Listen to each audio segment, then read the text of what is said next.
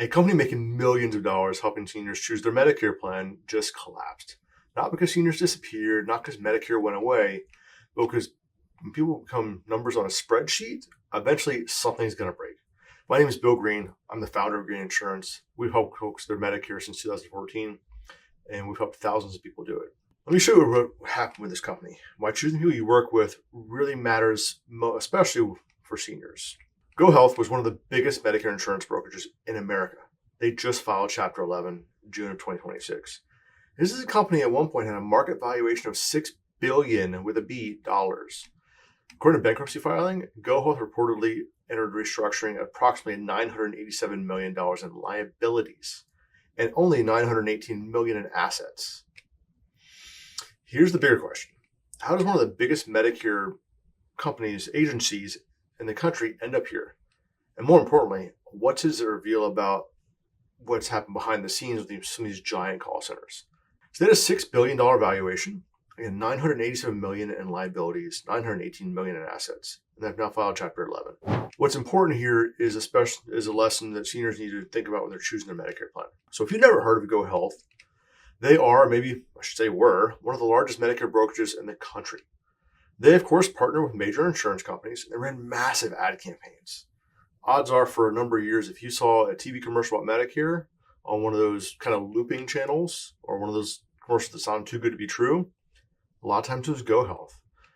They built huge call center operations, help people enroll into Medicare Advantage and prescription drug plans, very rarely Medicare supplements. They never or very rarely filled the holes, if ever, with the Shield programs we talk about. We had folks come to us often who've been enrolled in a plan where the doctor wasn't a network or the medicines weren't covered or just wasn't explained well. At their peak, this was not some small local insurance agency. This was an absolute giant.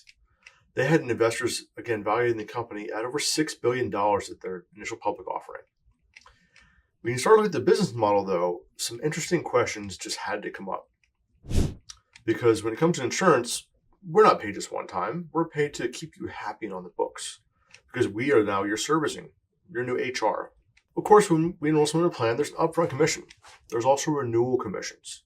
In other words, companies make money by keeping people on the books, not by having them change all the time. As well as some really interesting things show up in GoHealth's own annual reports and their investor materials.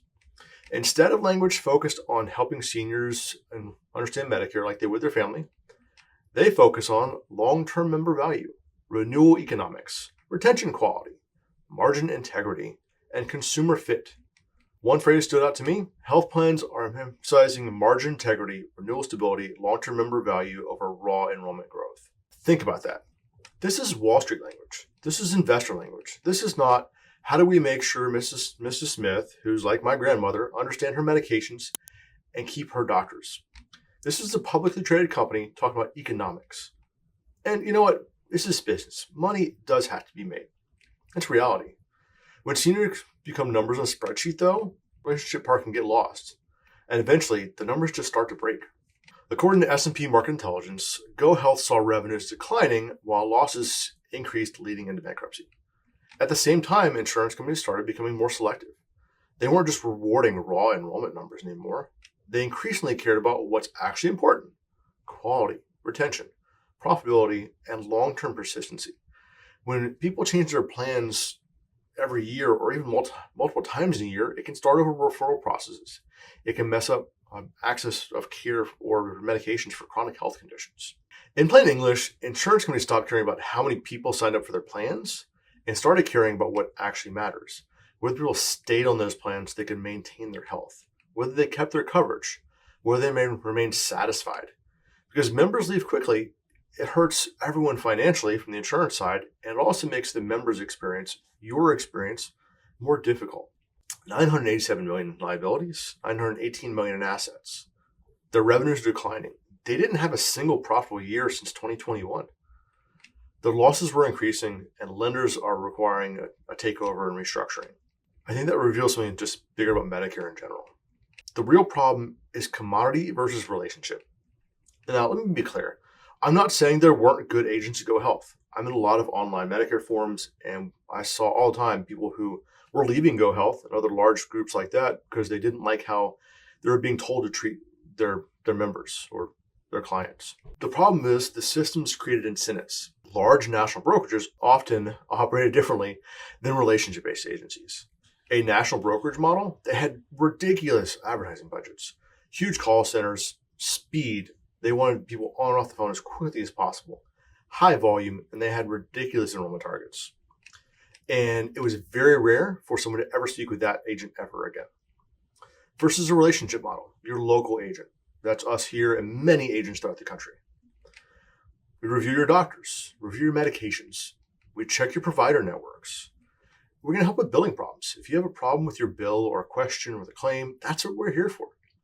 We provide annual reviews, and we're available, again, long after enrollment. Because what happens is many seniors eventually discover picking a Medicare plan, it may seem daunting at first. It's not the hard part. The hard part is what happens 6 months later. When your medication changes, when your doctor leaves the network, when a prior authorization gets denied, when you get a surprise bill. The true value of a Medicare advisor is not enrollment day. It's who still answers the phone after the enrollment. I think that unfortunately is where many seniors get burned. Not because someone intentionally did something wrong, but because in high volume systems, people start feeling like transactions instead of relationships. So what should a senior or someone going on Medicare actually take away from this? I don't think the lesson here is never use a big company, because I'm sure there are big companies who are good at what they do. What I'm saying is seniors should think about questions to ask when they're meeting with their Medicare advisor. How do you help choose with their plan? You're going to ask, who will service my plan after enrollment? Can I call the same person next year? Will someone help me with my Medicare changes? Do they offer annual reviews? Will someone answer the phone if something goes wrong? Because Medicare is not a one-time decision. It changes. Doctors change, plans change, prescription cost changes. And who you work with matters. As far as the changes go, we've seen a lot of changes from 2024, 2025, into 2026. We saw a lot of plans just exit the market, and we saw a lot of benefits go down. I spoke with someone specifically last night who is on Medicare and Medicaid, and they wanted to go back on the plan they were before, thinking it had a higher benefit. And it actually cut almost in half. So those annual reviews just make a huge difference. Here's the thing. If you're trying to make sense of Medicare and want straight answers without a bunch of confusion, make sure you follow along. I make these videos to help people on Medicare understand and have clear decisions and avoid mistakes that can cost you time, money, and a lot of unnecessary stress. If that sounds useful to you, hit subscribe, and we'll see you in the next video.